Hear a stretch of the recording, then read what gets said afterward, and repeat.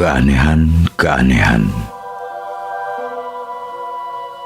Ketika gemuruh perubahan melanda bumi Pasundan, bagaikan bah membanjiri aliran sungai kehidupan, membobol kemandekan di Raja Galuh dan Dermayu. Syekh Siti Jenar yang sedang berkeliling ke berbagai tempat di Raja Galuh untuk menyampaikan ajaran Sasahidan, tiba-tiba memutuskan kembali ke gubuknya di Lemah Abang. Ia menarik diri dari hiruk-pikuk semangat perubahan manusia yang meluap-luap dan menyambar-nyambar dengan ganas. Ia menghindar dari gelegak semangat perubahan yang membuat orang-orang berkeliaran, berdesak-desakan, berhimpitan, jungkir balik, tumbang, bangkit kembali, dan kemudian berpacu menyongsong cakrawala baru yang penuh harapan. Ia ingin menjauh dari semua itu. Di dalam gubuknya yang selalu penuh sesak oleh murid, ia sering terlihat duduk merenung menapaki jejak-jejak yang telah dilewatinya. Di tengah perenungannya menapaki jejak-jejak perubahan yang berliku itu, Syekh Siti Jenar menyaksikan sebuah pemandangan yang membuat hatinya lega, namun sekaligus khawatir. Lega karena sebuah bentangan cakrawala baru yang gemilang dengan manusia, hewan, dan manusia saling berpacu untuk mewujudkan diri menjadi adi manusia. Namun ia juga khawatir karena di tengah gelombang perubahan itu, ia melihat terbuka celah-celah bagi sebuah kemungkinan buruk di mana manusia-manusia yang menjelma makhluk bayangan nirwujud dan adi manusia yang bakal menduduki puncak-puncak kekuasaan duniawi akan rawan terperosok ke jurang nista pemberhalaan diri sebagai Fir'aun. Di tengah perenungan menilai kembali liku-liku perubahan itu, tiba-tiba muncul Angga, wali nagari Kuningan, di gubuk Syekh Siti Jenar. Keponakan Sri Mangana itu dengan bingung mengungkapkan kerumitan hidup yang nyaris tidak bisa diatasinya. Dia mengaku seperti orang yang dibelit ular raksasa gaib, seolah-olah terkukung oleh kekuatan dahsyatnya tidak kasat mata, sehingga untuk bernafas pun sulit. Semua seperti buntu. Kemanapun aku hendak melangkah, yang aku temukan adalah bentangan tembok besar. Bahkan yang aku rasakan sekarang, aku seperti berada di dalam kuburan. Tubuhku seperti dihimpit bumi. Aku benar-benar tersiksa. Oh saudaraku, tolonglah aku. Aku tidak mau mati tidak tahu arah seperti ini, keluh Angga sambil memegangi kepalanya. Apa yang bisa aku lakukan untuk membantumu, oh saudara terkasih? Tanya Syekh Siti Jenar. Aku ingin engkau membaiat aku, bimbinglah aku ke jalanmu. Aku sangat yakin engkaulah yang bisa menolongku dari kesempitan yang kualami ini, kata Angga memegang tangan Syekh Siti Jenar. Apa yang kau alami ini? Menurut hematku karena engkau telah banyak melupakannya. Kembalilah kepadanya. Ingatlah dia sebanyak mungkin. Niscaya engkau akan lepas dari penderitaanmu. Aku sudah mengingatnya terus dengan bersembahyang. Aku terus memanjatkan doa kepadanya. Tetapi semua bagaikan buntu. Allah yang kusembah tidak menjawab doa-doaku. Padahal menurut kakek, nenek, ibunda, ayahanda, dan guru agamaku, Allah itu maha pemurah, maha pengasih, maha mengabulkan doa. Kenyataannya, apa yang aku inginkan tidak ada yang terpenuhi. Sehingga aku jadi ragu dengan semua pelajaran agama yang telah kuperoleh sejak kecil. Jika demikian, kenapa engkau mau minta bimbinganku? Bukankah yang akan aku sampaikan kepadamu tidak akan jauh berbeda dengan apa yang telah disampaikan keluarga dan gurumu? Syekh Siti Jenar balik bertanya. Tidak, aku yakin apa yang akan engkau ajarkan tidak sama dengan mereka. Di tengah kesempitan yang menyesakkan ini, aku justru melihat bayangmu berkelebat memasuki ingatanku seperti cahaya matahari menerangi malam yang gelap gulita. Aku yakin isyarat yang aku terima itu benar, meski selama ini yang kuingat tentangmu adalah kecemburuan dan kebencian. Aku yakin hanya engkaulah yang bisa menunjukkan jalan kebenaran, sehingga aku terlepas dari himpitan kehidupan yang menyiksa ini, kata Angga tiba-tiba merangkul lutut Syekh Siti Jenar. Tegaklah dengan gagah menghadapi tantangan hidup, oh saudaraku. kata Syekh Siti Jenar menegakkan badan Angga. Aku tidak keberatan membimbingmu ke jalan kebenaran, asalkan engkau mau menerima syarat utamanya. Apakah syarat itu, oh saudaraku? Tanya Angga ingin tahu. Pertama-tama, engkau harus keluar dari dirimu. Maksudku, engkau harus bersedia meninggalkan segala sesuatu yang engkau miliki di dunia ini, terutama keakuanmu yang kerdil. Keakuanmu yang kerdil itulah yang selama ini telah membuatmu keliru dalam memahami keberadaannya. Apapun yang engkau tunjukkan akan aku jalankan, apapun tantangannya. Sebagaimana prinsip Syekh Siti Jenar, bahwa masalah baiat adalah masalah kesadaran pribadi akibat tergugahnya hati nurani. Ia pun membaiat Angga dan mengajarkan jalan lurus sesuai ajaran tarekat Akmaliyah. Syekh Siti Jenar berharap dengan setia menekuni jalan yang diajarkannya, sang burung gagak akan menjelma raja wali, raja di raja burung, pecinta angkasa kesunyian yang perkasa. Namun, keterbukaan Syekh Siti Jenar dalam menerima Angga sebagai pengikut rohani ternyata dianggap sebagai sesuatu yang kurang tepat, sehingga menimbulkan ketidaksukaan pengikutnya yang lain. Beberapa murid terang-terangan menyatakan ketidakpahaman mereka terhadap kehadiran Angga di Lemah Abang, terutama dengan baiatnya sebagai pengamal tarekat Akmaliyah. Bahkan Liu Sung, pemuka suku Tung Siang Caruban yang selama perang dengan Raja Galuh ditugaskan menjaga Kuta Caruban, tiba-tiba datang ke Lemah Abang dan menyatakan keheranannya atas kesudian Syekh Siti Jenar menerima Angga sebagai pengikut. Kami khawatir dia akan melakukan tindakan-tindakan tidak terpuji dengan membawa nama Tuan Syekh. Itu akan merugikan semua orang, terutama Tuan Syekh sendiri. Bukankah selama ini dia adalah sering mempermalukan Sri Mangana dengan tingkahnya yang tidak terpuji, kata Liu Sung.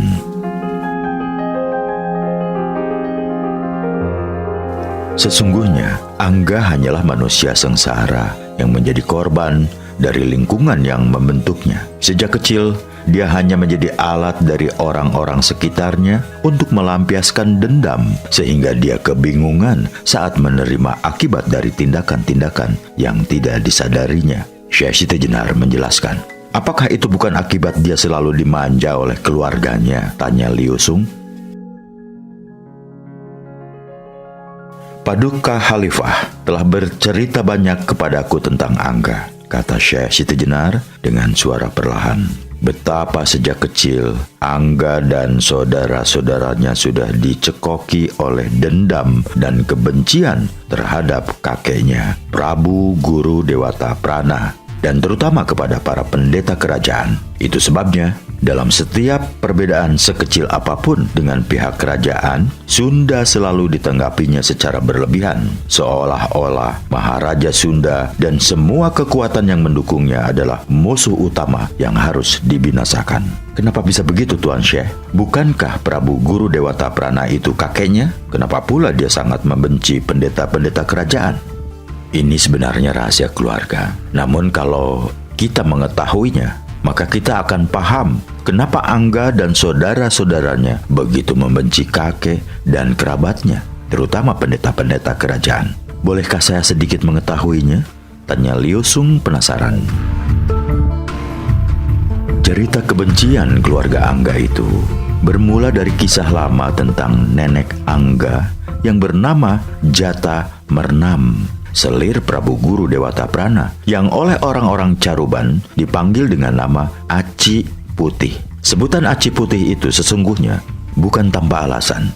Beberapa waktu sebelum kelahiran putrinya yang kelak diberi nama Dewi Siliwangi, Prabu Guru Dewata Prana bermimpi buruk bahwa dari dalam keratonnya tiba-tiba muncul mata air yang berbual-bual, yang makin lama airnya makin menggenangi seluruh keraton. Bahkan akhirnya air itu berubah menjadi bah yang melanda sebuah wilayah kerajaan. Maharaja dan keluarga beserta seluruh kaula hanyut tersapu bah. Mimpi buruk itu oleh para pendeta yang menjadi penasehat rohaninya ditafsirkan sebagai suatu tengara buruk bagi kerajaan Sunda akibat tersiarnya agama baru. Mereka menganggap bah itu adalah agama baru, yaitu Islam. Dan mata air itu adalah keluarga Maharaja sendiri, yaitu selir bernama Jata Mernam, satu-satunya keluarga Maharaja yang beragama Islam. Para pendeta menyatakan jika hal itu dibiarkan, maka keturunan Jata Mernam akan menimbulkan kerusakan dan kebinasaan bagi kerajaan Sunda. Karena yang akan menentang agama baru itu bukan hanya para nayaka praja kerajaan, tetapi juga para buta yang tidak suka dengan agama baru tersebut. Agar mimpi buruk itu tidak menjadi kenyataan, harus diadakan upacara korban persembahan kepada para buta atau buta yajna. Sebagai korban persembahan atau aci untuk para buta, yang paling tepat adalah selir Prabu Guru Dewata Prana. Dengan demikian tidak saja para buta akan bisa diredam kemarahannya, tetapi mata air itu dengan sendirinya tidak akan lagi mengalirkan sumbernya. Dengan alasan demi keselamatan kerajaan seluruh kawula, Prabu Guru Dewata Prana akhirnya merelakan selirnya, Putri Jata Mernam, dijadikan aci. Namun, dengan alasan Putri Jata Mernam masih hamil, maka pelaksanaan korban itu menunggu hingga ia melahirkan. Demikianlah, setelah melahirkan seorang bayi perempuan yang dinamai Dewi Siliwangi, Putri Jata Mernam dijadikan korban untuk para buta. Bayi Dewi Siliwangi dijauhkan dari keraton dengan cara dikembalikan kepada kakek dan neneknya, Haji Mahwang dan Nyi Rara Rudra yang tinggal di Caruban. Peristiwa mengorbankan Putri Jata Mernam itu sangat memukul jiwa keluarga Haji Mahwang dan Nyi Rara Rudra, bahkan penduduk Caruban yang beragama Islam. Untuk menandai peristiwa tersebut, penduduk Caruban sepakat menyebut Putri Jata Mernam dengan nama Nyi Aci Putih, yang bermakna putri suci yang menjadi korban persembahan buta kala. Prabu Guru Dewata Prana sendiri oleh penduduk Caruban disebut dengan gelar Prabu Siliwangi, yaitu sebutan menurut nama putrinya yang lahir dari Putri Jata Mernam. Hal itu dimaksudkan agar sang Prabu selalu teringat kepada putrinya, Siliwangi, sekaligus selalu mengingat peristiwa keji itu. Dewi Siliwangi, Ibunda Angga, dibesarkan oleh lingkungan orang-orang kecewa dan sakit hati dengan peristiwa itu. Saat dewasa, Dewi Siliwangi diam-diam menaruh dendam kepada ayahandanya yang sampai hati menjadikan ibundanya sebagai korban persembahan. Ketika ia menikah dan berketurunan, semua putranya sejak kecil sudah diwarisi bibit kebencian kepada kakeknya, Prabu Guru Dewata Prana, yang dianggapnya sebagai pembunuh ibundanya. Nah, dari cerita rahasia keluarga ini, kita akan memahami kenapa Angga dan saudara-saudaranya begitu membenci kakeknya dan para pendeta kerajaan, kata Syekh Siti Jenar. Liu Sung menarik nafas berat. Sejenak setelah itu dia menggumam lirih. Pantas saja Sri Mangana selama ini membiarkan Angga dan saudara-saudaranya bersikap memusuhi sanak kerabatnya sendiri, sehingga terkesan ia memanjakan mereka. Rupanya Sri Mangana bisa memahami hal itu dan memanfaatkannya untuk kepentingan mempertahankan kekuasaannya. Sri Mangana memanfaatkan untuk kepentingan kekuasaan. Apa maksudnya? Tanya Syekh Siti Jenar. Kami kira penempatan Ayahanda Angga sebagai gedeng di Kemuning dan pengangkatan Angga sebagai penguasa di Kuningan bukan tanpa maksud apa-apa. Namun, bukankah hal itu bisa ditafsirkan bahwa dengan kebijakan itu, Sri Mangana dengan cerdik dapat menjaga perbatasan Caruban dengan Galuh Pakuan, Talaga, dan Raja Galuh? Kalau itu memang benar sekali. Bahkan karena alasan itu, perbatasan Caruban di selatan ditetapkan di Cigugur yang mengandung makna suara gemuruh guruh atau dalam bahasa Sunda gugur, guruh, gugur. Lambang Rudra atau yang berteriak perwujudan Shiva yang dahsyat akan menggugurkan semua kekuatan makhluk yang akan melintasinya. Sri Mangana seolah memberi peringatan kepada ayahanda dan para saudaranya agar mereka tidak melewati Cigugur, karena Cigugur tidak saja mengandung perlambangan nama Rudra, tapi juga menyembunyikan lambang penderitaan dan rasa sakit hati Ibunda Putri Jata Mernam, Nyi Rara Rudra, kata Syekh Siti Jenar. Seperti itukah makna rahasia di balik nama Cigugur? Gumam Liu Sung terkagum-kagum. Makanya selama ini pasukan Galuh dan Talaga seperti tabu melintasi Cigugur. Bahkan kami dengar cerita Angga dan pengawalnya yang lari ke Kuningan tidak diburu lagi oleh musuhnya ketika memasuki Cigugur. Sungguh mengagumkan kecerdikan Sri Mangana dalam menggunakan perlambang untuk menggetarkan nyali musuh-musuhnya. Tahukah engkau tentang hikmah di balik peristiwa itu? Tentu saja Tuan Syekh yang lebih tahu. Pertama-tama, tafsiran para pendeta atas mimpi Prabu Guru Dewata Prana itu benar, namun sedikit meleset. Karena mata air yang berbual-bual di dalam keraton yang bakal menjadi bah itu bukanlah Putri Jata Mernam, melainkan putra Prabu Guru Dewata Prana yang lain, yaitu Pangeran Walang Sungsang.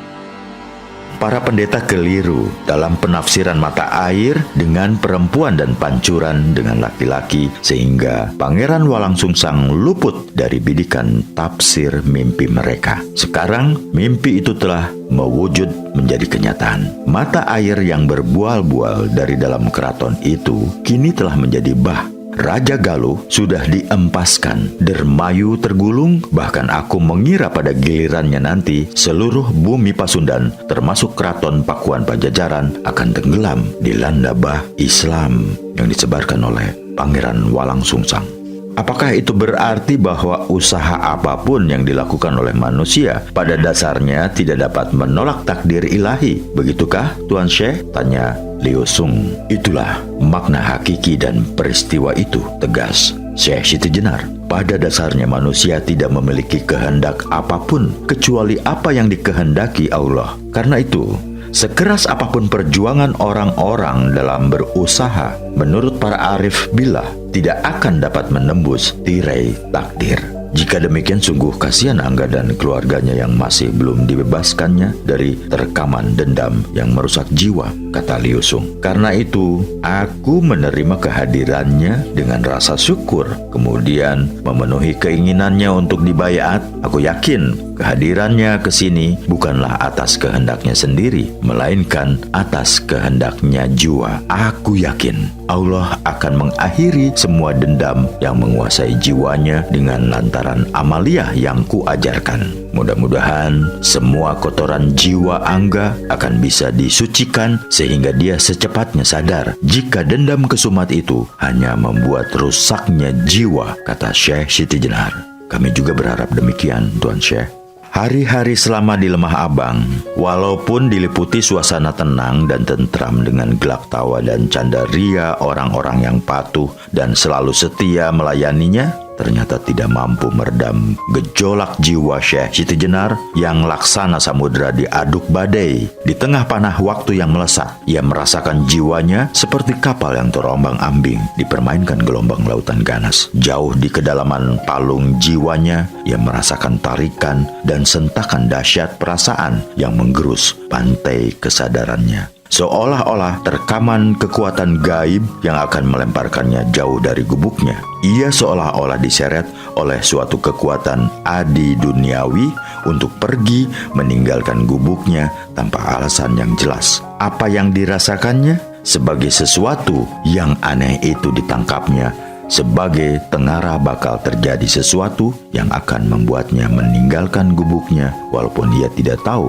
kapan hal itu akan terjadi. Ketika Syekh Siti Jenar mengaitkan antara gelegak jiwa dan liku-liku perjalanan hidup di tengah arus perubahan yang telah dilaluinya, ia mendadak terkejut sendiri karena di hadapannya terpampang dengan jelas sebuah kenyataan yang mengejutkan dan membuatnya makin sadar diri akan kekurangannya. Ia menyaksikan kenyataan betapa tugas yang dijalankannya sebagai penyulut api perubahan belumlah tuntas. Pekerjaan besar untuk menata nilai-nilai kehidupan sebuah bangsa bangsa yang ambruk masih belum selesai. Kenyataan itu membuatnya sadar, sekalipun setiap usai memimpin sembahyang Isya, ia selalu mengajarkan kepada murid-muridnya tentang jalan lurus bagi manusia di dalam menuju kebenaran, yaitu jalan lurus yang membebaskan manusia dari rasa takut atas segala sesuatu selain yang maha benar, yang membebaskan manusia dari keputusasaan, yang membebaskan manusia dari perangkap penderitaan dan kesengsaraan, yang membebaskan manusia dari kejahilan, yang membebaskan manusia dari hayalan sesat tentang kematian maupun kehidupan, yang menuntun manusia pada kebenaran hakiki. Pada kenyataannya, ia tetap merasakan betapa semua itu masih belum cukup. Ia merasa selama ini masih belum cukup menyampaikan kebenaran hakiki kepada manusia. Ia merasa betapa masih cukup banyak tugas yang diembannya dalam membentangkan cakrawala baru itu yang belum terselesaikan dan bahkan terbengkalai. Sadar bahwa tugas belum selesai dan sesuatu yang tidak menyenangkan akan terjadi, Syekh Siti Jenar buru-buru mengumpulkan mereka yang selama itu telah menunaikan tugas untuk mencatat dan menyusun cerita-cerita, dongeng-dongeng, adab, dan ajaran jalan hidup yang berdasarkan tauhid. Karya mereka itulah yang akan digunakan untuk memperkuat nilai-nilai baru yang telah ditebarnya, yaitu nilai-nilai baru berdasarkan penghormatan dan keseimbangan yang bakal menggantikan nilai-nilai lama yang sudah tidak sesuai tuntutan perubahan. Di antara mereka itu adalah Raden Syahid, Raden Sulaiman, Syekh Abdul Malik Israel, Ki Gedeng Pasambangan, Syekh Bentong, Ki Sarajaya, dan Ki Luwung Seta. Ia merasa senang saat mengetahui mereka ternyata telah menyelesaikan pekerjaannya dengan baik, walaupun belum sempurna. Raden Sulaiman yang mendampingi Syekh Bayanullah di Gunung Gundul telah mencatat cerita-cerita dan dongeng keislaman, Persia, dan Melayu. Raden Sulaiman menjelaskan, selama tinggal bersama Syekh Bayanullah, ia telah menyusun sebuah naskah yang berkaitan dengan tarik dan keteladanan Nabi Muhammad yang diberi judul Babat Mekah, Kitab Bayanullah, Hikayat Said Abdullah, Nurbuat, Babar Nabi, Hikayat Nabi Muhammad, Carita Paras Nabi, dan Carita Nabi Nikah. Semua naskah masih ditulis dalam bentuk prosa dengan catatan-catatan. Raden Syahid yang selama beberapa waktu mendampingi Raden Qasim untuk mencatat cerita dan dongeng yang dituturkan Syekh Bayanullah mengaku pula bahwa ia telah menyusun sejumlah naskah yang berkaitan dengan kisah kepahlawanan dan pelajaran tasawuf. Ia telah menyelesaikan sejumlah naskah yang diberi judul Kitab Martabat Alam 7, Tapel Adam, Kitab Nur Muhammad, Serat Menak, Suluk Rumaksa Ing Wengi, dan Saduran Nawaruci. Ki Gedeng Pasambangan mengaku telah mencatat cerita dan dongeng yang terkait dengan adab keluarga muslim. Dia telah menyelesaikan sejumlah naskah yang diberi judul Kitab Fatimah, Ilmu Adab, Kitab Piwulang Istri, Swaragama, Carita Panganten 7, Doa dan Mantra Kalawarga, Doa Istighfar, Doa Gua Hiro. Syekh Abdul Malik Israel mengaku telah menyusun cerita dan dongeng serta tuntunan amaliyah yang terkait dengan Bani Israel. Ia telah menyelesaikan sejumlah naskah yang diberi judul Carita Nabi Yusuf, Sejarah Para Anbiya, 7 Asma Suryaniyah, Asma Komar, Asma Asya Musa, Doa Nabi Sulaiman, Doa Nabi Daud, Doa Nabi Daniel, dan Saduran Kitab Jaljalut. Sementara Syekh Bentong menyusun naskah yang terkait dengan Pranata Mangsa dan Dongeng Campa. Ia mengaku telah menyelesaikan sejumlah naskah yang diberi judul Primbon Palintangan, Primbon Mujarobat, Doa Julfakor, Mantra Tulak Bala, Kitab Ayat 15, Kitab Ayat Pitu, Pantun Sang Kodok. Syekh Siti Jenar gembira mengetahui naskah-naskah yang dibutuhkannya sebagai salah satu sandaran perubahan nilai-nilai itu telah tersusun, walaupun masih dalam bentuk prosa dan sebagian masih belum selesai. Dengan suara berkobar-kobar, penuh semangat, ia berkata, ibarat orang maju ke medan perang. Semua naskah itu adalah senjata ampuh yang akan menjadi salah satu penentu kemenangan. Yang kita butuhkan sekarang adalah para prajurit yang unggul dan pandai dalam menggunakan senjata tersebut. Tapi bagaimana caranya? Apakah naskah itu akan ditulis dalam jumlah banyak dan kemudian disebarkan ke berbagai tempat? Tanya Abdul Malik Israel. Tentu saja kita tidak mungkin melakukan cara itu, kata Syekh Siti Jenar. Karena penduduk di Pasundan dan Majapahit yang bisa baca dan tulis hanya kalangan keraton. Padahal kita ingin menyebarkan ini ke seluruh penduduk. Menurutku semua naskah harus disampaikan dari mulut ke mulut hingga dipahami oleh semua orang. Aku belum paham maksudnya, oh saudaraku, kata Abdul Malik Israel.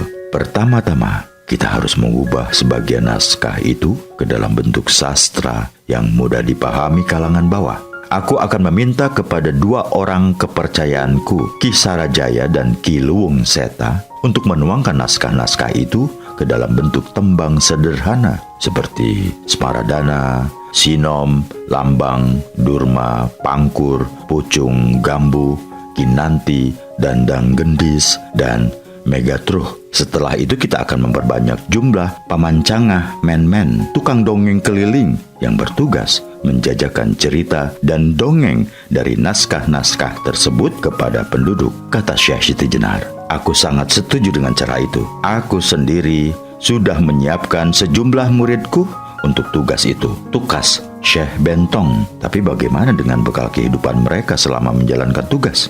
Tentu saja dari kita, kata Syekh Siti Jenar. Selama ini aku sudah mengeluarkan dana yang cukup besar untuk membiayai Raden Sahid dan kawan-kawannya yang berkeliling di pedalaman sebagai pamancangah men-men. Jika ada yang bertanya, dari mana aku memperoleh uang dan perhiasan? Aku katakan, sebagian aku dapat dari utang kepada Lihan Siang dan sampai sekarang belum lunas. Syekh Abdul Malik Israel yang mendengar ucapan Syekh Siti Jenar tiba-tiba tertawa terkekeh-kekeh. Dengan menahan geli, dia berkata, kehendak Allah memang aneh dan sering tidak bisa dipahami orang-orang yang memiliki itikat baik untuk berhikmat kepada masyarakat, justru diberi kesempitan dalam kebutuhan duniawi sehingga berutang ke sana kemari. Sementara orang yang berhikmat kepada diri pribadi justru dilimpahi perbendaharaan duniawi hingga jiwanya terkubur di bawah benda-benda. Aneh sekali, aneh.